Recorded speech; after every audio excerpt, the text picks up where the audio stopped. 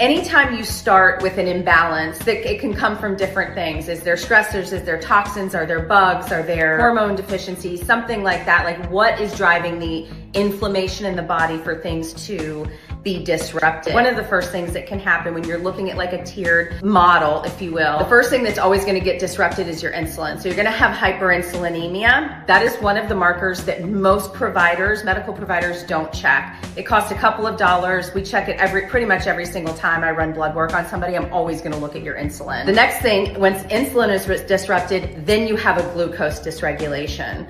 So that is typically checked on anytime you go and get a physical. You'll usually get glucose and A1C. So even you can have an insulin issue and glucose not be affected. Once that insulin hits a threshold, then you're gonna have glucose dysregulation. That's when you're gonna start to see your higher numbers, maybe you become pre-diabetic. But remember, this has been going on for a while. After that, and your glucose isn't controlled, guess what? Now triglycerides go up. After triglycerides go up, then VLDL goes up, LDL goes up, total cholesterol goes up, and guess what? Now we have probably a bunch of issues.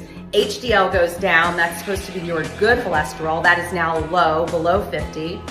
And then typically with men, testosterone takes a plummet, and with women, their sex hormones like estrogen, progesterone, and testosterone, they all shift, meaning they're not balanced anymore.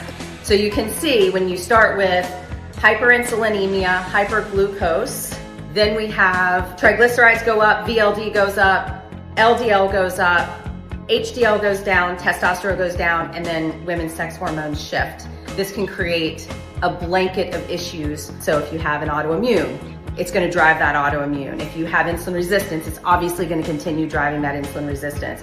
If you're pre-diabetic, chances of being diabetic afterwards are greatly increased.